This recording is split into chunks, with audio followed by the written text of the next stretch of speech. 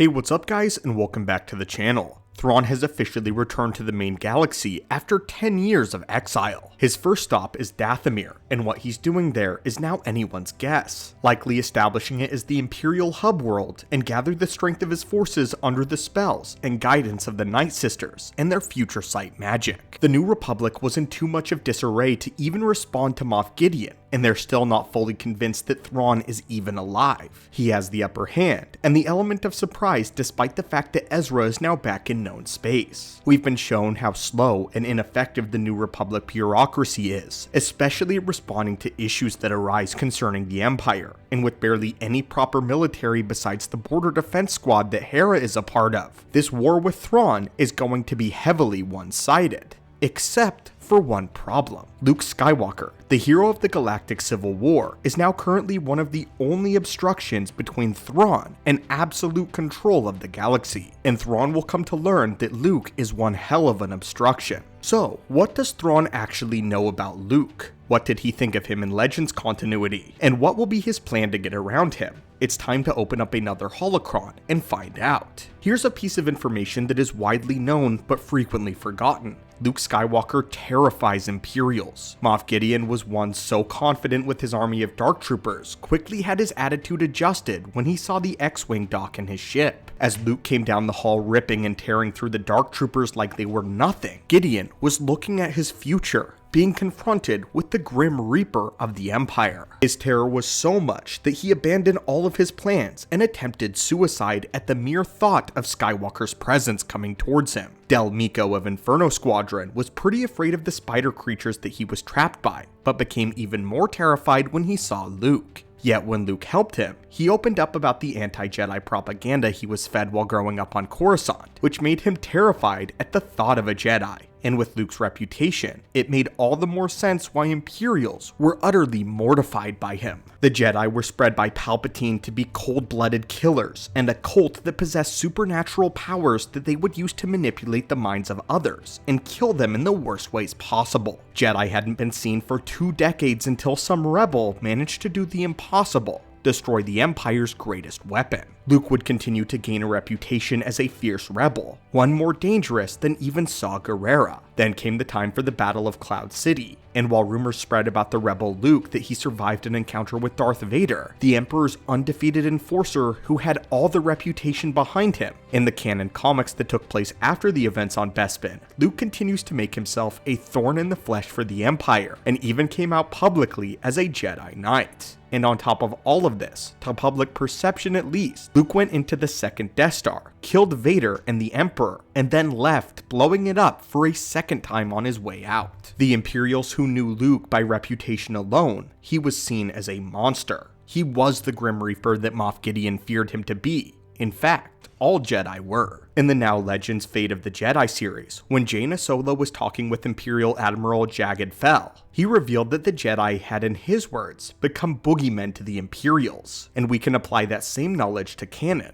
Not only does Luke's reputation precede him, but also think of these rogue Jedi during this era: Cal Kestis, Kanan Jarrus, and especially Ezra Bridger, who was the Jedi that took down Grand Admiral Thrawn right before Luke showed up the very next year. To the Empire, Luke Skywalker is the monster that hides under their beds. Anytime they think about trying to make a big return, the mere thought of the Jedi Luke crosses their minds and keeps them in a state of disarray. We see that the Empire has remnants that are willing to band together, and while they have resolve, they lack courage and leadership. This might be why the New Republic has grown so lazy. Luke's reputation alone has been a shield for them, and they don't even realize it. But now that shield will soon be tested, since this is what the rest of the Empire and the galaxy think of Luke. What does Thrawn think of him? The big question we need asking is, does Thrawn even know about Luke? Curiously, we aren't even sure if he knows the Empire has fallen, although it can be assumed that he does, either having that information relayed by the Night Mothers who can apparently see anything with the thread of fate, or it was told to him by Morgan Elsbeth. It's extremely likely that Thrawn knows that the Empire fell, and even beyond this, it's likely that he knows of Luke. Through the dialogue he had with Sabine, it is inferred that Thrawn does know that the New Republic currently reigns, and that the transition of power from the Empire to the New Republic has happened in the galaxy. For the time being though, it does not seem that Luke has been addressed or mentioned by Grand Admiral Thrawn. However, it's clear that he will not underestimate a Force wielder ever again. Thrawn is in store for a rude surprise when he eventually encounters Luke. It's impossible for Thrawn to return to the galaxy and not have Luke involved. Luke Skywalker is the man who has his eye on the Empire. He has always been that man,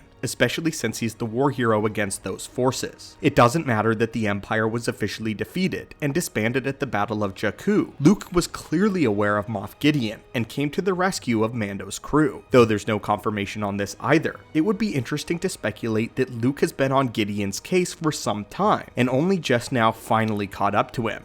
Point is, Luke is on the lookout, which is his job as one of the galaxy's only Jedi. The best way to calculate how Thrawn will react to Luke is if we look at Legends directly. In the Heir to the Empire trilogy, Thrawn is thoroughly aware of Luke Skywalker and has a single goal in mind. That goal is to kill him or be utterly destroyed. He more or less sees Luke as his most prominent adversary, not only on a strategic level, but also as a personal one. Thrawn is not someone who is often driven by emotion, and especially not revenge. He's logical, but what Thrawn does have is vehement loyalty. The Grand Admiral had a score to settle with Luke directly, and he didn't care about how it happened. The Dark Jedi Jorah Sabaoth insisted on Thrawn capturing Luke and Leia and bringing them alive to him so that he could start his own Dark Jedi Council. While Thrawn obliged him and even did deliver Luke and honored his word, bringing Luke directly to the Dark Jedi, it was implied that once he gained control over the galaxy, he was going to murder both Jorahs as well as the Skywalker twins anyway. They were loose ends and still his biggest problem. Force wielders, Luke in particular. In the comic adaptation of Heir to the Empire, Thrawn outright stated that he would kill Luke if given the chance, as he saw no value in keeping him alive. The point being is that Thrawn saw in Legends, and will now see in canon, that Luke is the single greatest enemy of the Empire, and in that same way, at least according to Thrawn, is the greatest enemy to peace. His fear of Luke is unprecedented. He, like Ahsoka, knows that he will not be able to negotiate with Skywalker. He also knows that Luke killed both Vader and Sidious, two of the most powerful sorcerers that Thrawn has ever seen. He has now developed a zero-tolerance attitude towards Jedi,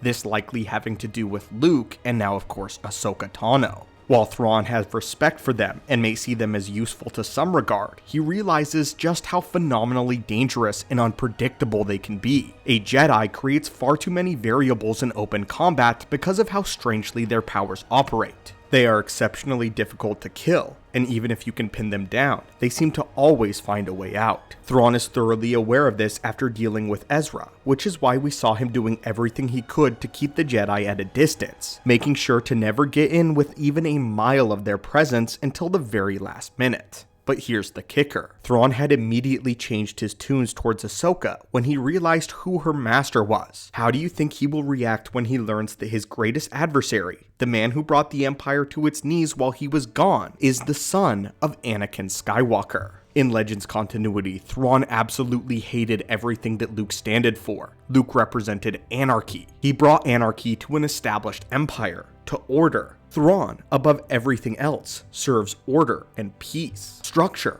and power. Luke Skywalker is the antithesis of everything that Thrawn believes and governs himself by. More than Ahsoka, more than Ezra, Thrawn and Luke Skywalker are destined to be mortal enemies. But anyway, my friends, what are your thoughts on this? What are your thoughts on Thrawn's comments about Luke Skywalker in Legends? How he would kill him at a moment's notice had he ever been given the opportunity? As always, my friends, thank you so much for visiting our channel today, and may the Force be with you.